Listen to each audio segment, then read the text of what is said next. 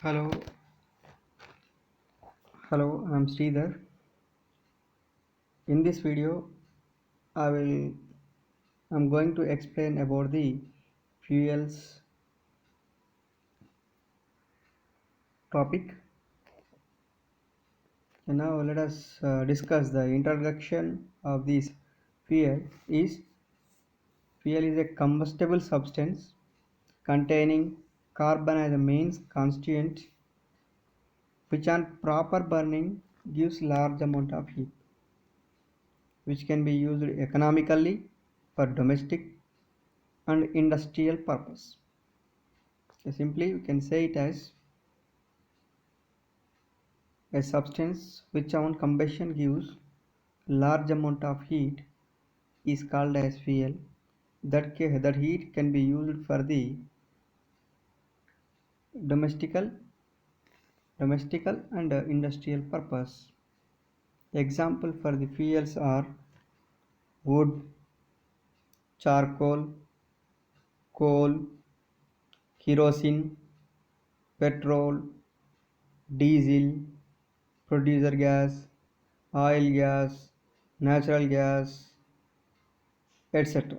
These are the examples for the fuels. Okay, those can be gives the large amount of heat when on combustion. Okay, what is the mean by combustion? The process in which the fuel burns in the presence of excess of amount of oxygen and release the large amount of heat energy. Okay, the process in which the fuel burns in the presence of in the excess amount of oxygen and release the large amount of heat energy is called as combustion. And let us discuss about this one is during the process of combustion carbon, hydrogen, etc. combine with oxygen with the liberation of heat. Okay, that is the combustion reaction can be explained as follows. Carbon plus oxygen gives rise to carbon dioxide plus 94 kilocalories energy. 2H2 plus O2 gives rise to 2H2O plus 68.5 kilocalories. Means the fuels mainly contains the carbon and hydrogen atoms. On combustion, those can be mixed with the oxygen and it forms the corresponding products with the liberation of some amount of heat energy. Okay, this one is the heat energy. Here the 68.5 kilocalories, here 94 kilocalories. Okay, now we have to discuss about the classification of fuels. Okay, this can be classified on the based on occurrence, means based on occurrence. These fuels are classified into two types: primary or natural fuels, secondary or artificial fuels.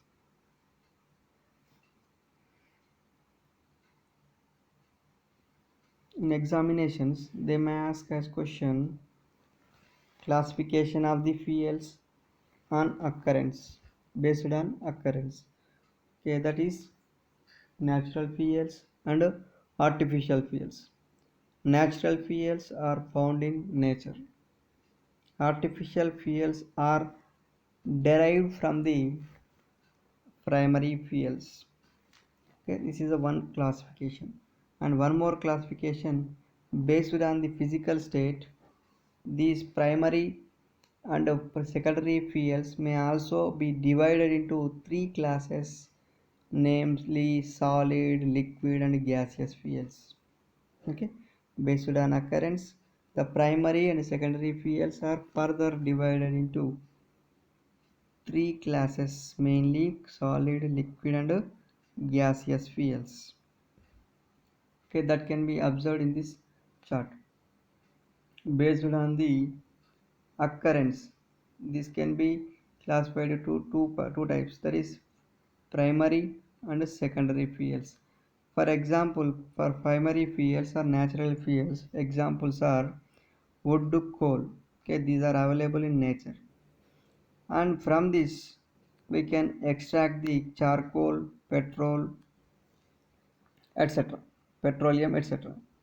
Okay, these are the secondary fuels. Okay, the fuels which are derived from the primary fuels is called as secondary fuels. Okay, that is from charcoal we can extract the from wood we can from coal we can extract the charcoal, and next from petroleum we can extract the petroleum we can extract petrol. And next one is based on the physical state, this can be further divided into two types, that is solid, liquid, and gaseous fuels. You get the solid and liquid and gaseous fuels. Okay, let us see the examples for the solid fuels. Wood is a solid fuel, is the primary fuel. From this we can extract the secondary fuel, that is coal. And next one is liquid fuel, crude petroleum oil. From this crude petroleum oil we can extract the gasoline or natural gas. Okay, next one is from the gaseous fuels. From the gaseous fuels we can extract the primary fuel is from gaseous fuel is natural gas. From this we can extract the n-butane, n-propane, etc. Now let us discuss about the characteristics of a good fuel. Characteristics of a good fuel, that is okay, mainly the a good fuel is having the high calorific value, and also it is having moderate ignition temperature. If it is having more, if any fuel is having the more ignition temperature, that cannot easily catch the fire.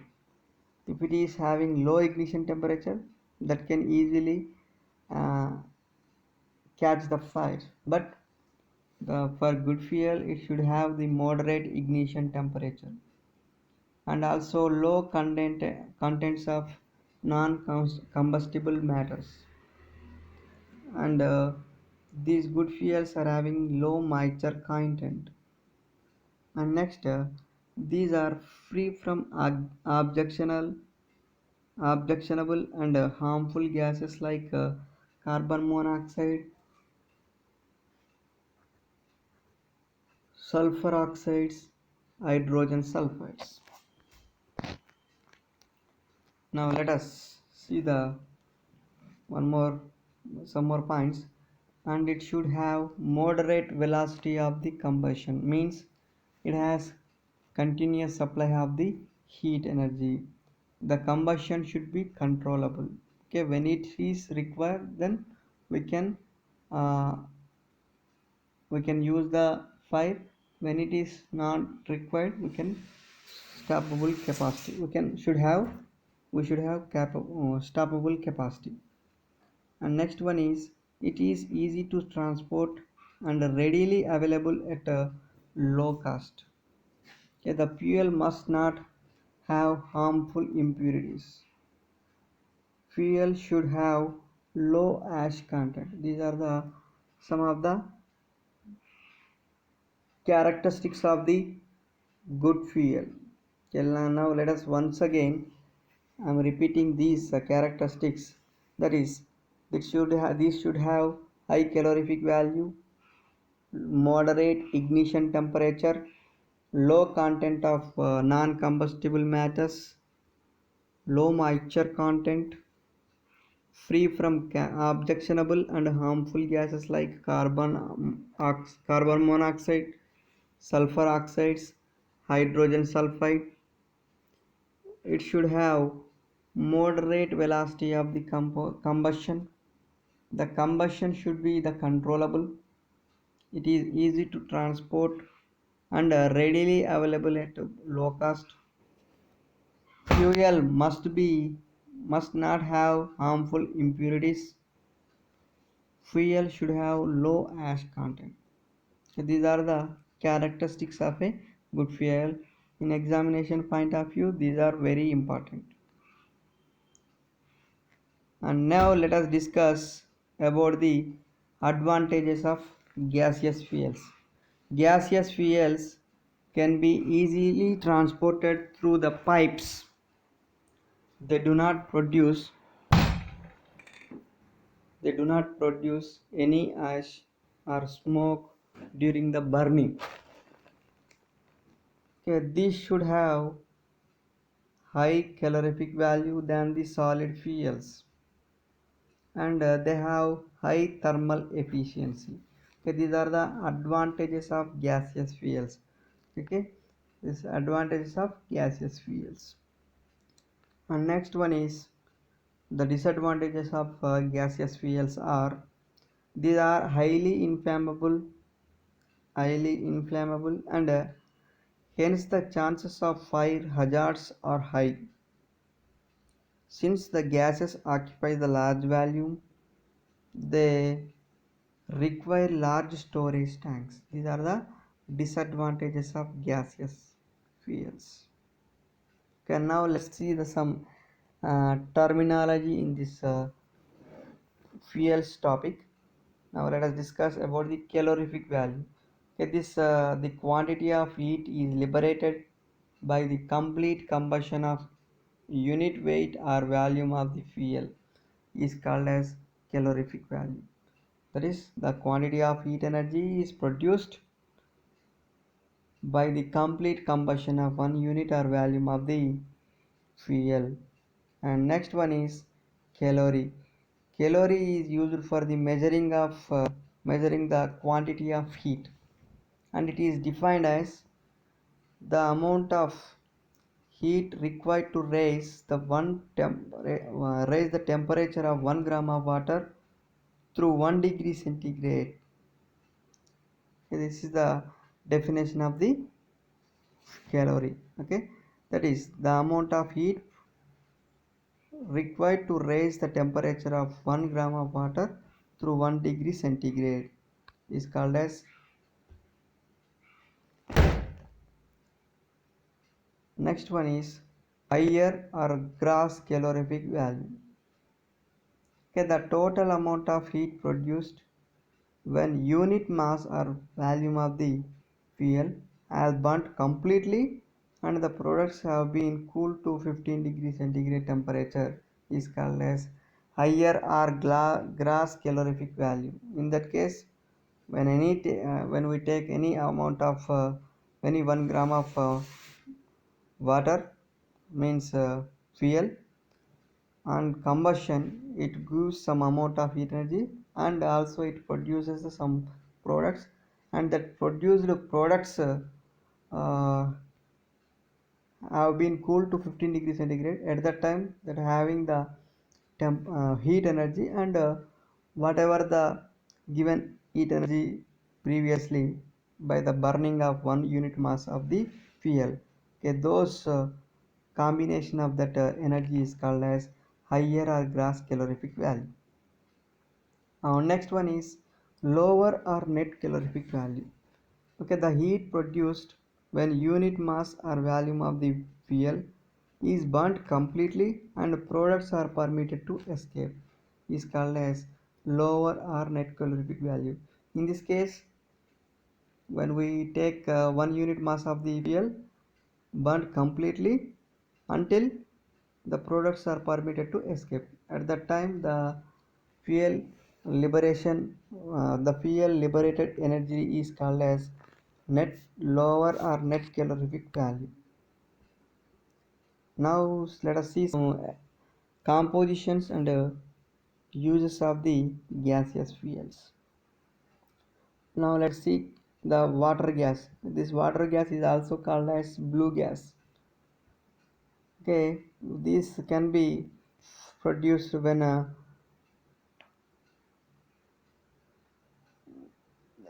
the passage of water vapor through the red hot coal, then it produces water gas. It is a mixture of carbon monoxide and hydrogen with little amount of carbon dioxide, nitrogen, etc. In this mainly components are carbon monoxide and hydrogen. In this carbon monoxide percentage is 40 to 50 percentage, hydrogen is 45 to 50 percentage, and carbon dioxide is 4 percentage, nitrogen is 3 percentage, and etc. Okay, generally in examinations we must remember these two values of carbon monoxide and hydrogen, that is 40 to 50%, 45 to 50%. And this water gas is also called as blue gas. It is used as a fuel in industries, and also used in manufacture of ammonia, methyl alcohol, etc. And also it is used as a illuminant. Now let us see the producer gas. Okay, it is producer gas. It is formed by the when the passage of air through red hot coal is called as it produces gas. Generally, it is a mixture of carbon monoxide and nitrogen, and little amount of carbon dioxide, hydrogen, and methane, etc. The main components are in this is carbon monoxide and nitrogen. In this carbon monoxide composition is 30 to 33 percentage, nitrogen is 65 to 60, 64 to 65 percentage. Mainly this can be used in the steel and glass industries, and also used as a fuel in the gas engines, and it is useful in the manufacture of the ammonia. Okay, now let us see the next gas is natural gas. Okay, the origin of the natural gas is closely associated with that of petroleum. It is always found in or near the petroleum fields. Because of this fact, it is not available over the large parts of country, although pipelines are being constantly extended to the furnish gas to large consuming centers where where it may be used either alone or mixed with the artificial gas. Okay, natural gas is a cheap and convenient fuel consisting of methane and other standard hydrocarbons. Okay, these main components are methane and some other hydrocarbons. The composition of natural gas is as follows. The methane is 85 percentage, ethane is 8 percentage, propane is 4 percentage, butane is 1.5 percentage, and hydrocarbons are 1.5 percentage. About 14% of the gas is used for the making the carbon black. It is also used as a fuel for the industrial and domestic constituents. Okay, these are the natural gas composition and its uses. Now let us see coal gas. Okay, this coal gas has methane and hydrogen as a major constituents.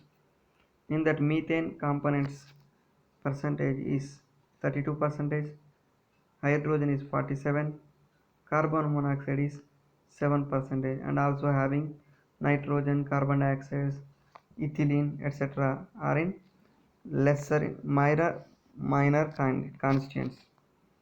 And also these can be used as illuminants, and it is used as a fuel in domestic and industrial purpose.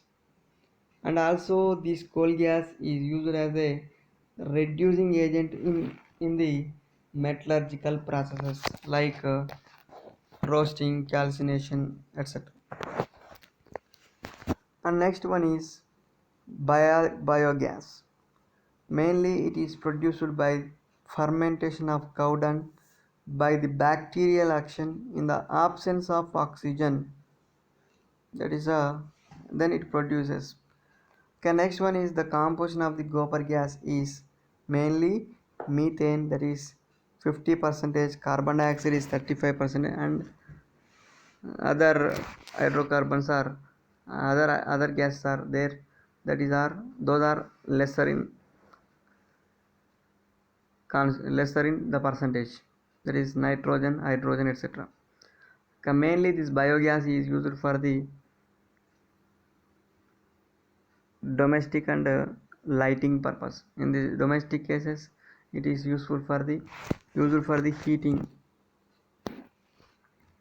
Now let us see the last one, acetylene gas.